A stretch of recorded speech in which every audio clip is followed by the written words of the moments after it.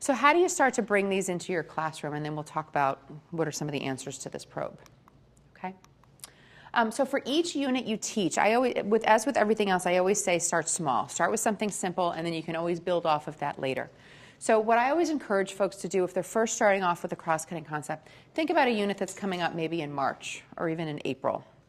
Think about that content. And just pick one cross-cutting concept that you think fits really nicely with that content, that you can continually bring into your lessons as you're going through that unit. Just one that every day you're going to have the kids continue to come back to. I think that's a good place to start. I think if we start with all of them right away, the kids get overwhelmed and they're not sure what to do with them and they don't really know what it means.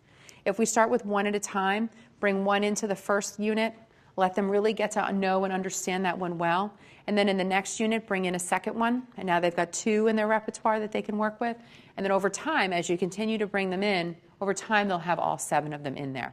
But I always caution against doing too much too soon. It's overwhelming for us as teachers, and it's overwhelming for our students. So start with 1 in 1 unit and build from there. And again, some of these words are going to be words we're going to need to take the time and teach them, like systems. So when we're talking about a system is going to be something that's made up of parts, right? Did any of you have that as part of your definition? It's made up of parts, okay? Those parts also need to interact. Did you have that as part of your definition, any of you? Yep, some heads are nodding, okay. A system also has boundaries. There's going to be things that are part of the system and things that are not part of the system. Okay? So I think sometimes it's easy for students to recognize a system. You know, human body is a system, an ecosystem is a system, or sun-moon system are easy to recognize. Sometimes as we get into more engineering type applications, it's a little harder. Like to say that this chair is a system isn't something that most kids get intuitively initially. But it is. It's made up of parts. The parts interact, right? If I take the seat away, do I have a functioning chair anymore? Probably not so much because there's no place for me to sit, right? Take off one of the 4 legs, it's not going to work so well either. So getting them to understand this idea that this idea of systems applies not only to the natural world but also to the engineered world is something that's important for them to understand.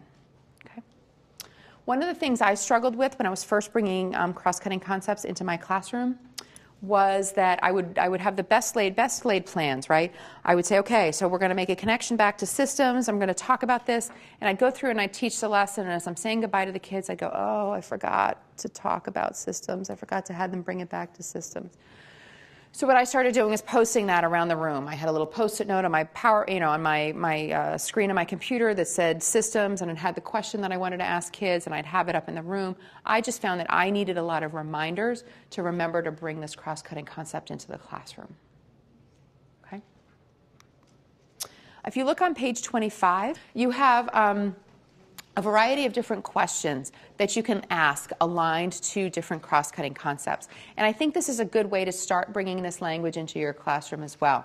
So once you've chosen what the cross-cutting concept is that you're going to focus on in your class for that unit, start looking at those questions and see if you can't infuse at least one of those questions into each lesson plan. So at the end of the class or during the class, you might say, so what's the pattern that you're seeing here? You know, and how is this pattern similar to the pattern that we were looking at yesterday? What other patterns have you studied in science previous to this class that you remember or you relate to? Okay? And just see if you can't, each class, bring one of these questions in as a place to start. Again, it's going to start making that language more explicit to students. Kids are going to start getting more comfortable with the words. You know when you've arrived with the cross-cutting concepts is when kids are having a conversation and they're using that language. They're talking about how something's a system or the patterns in the data, or they're using the term stability and change. That's ultimately what we want to get to. But it's going to take quite a bit of scaffolding to get our kids there.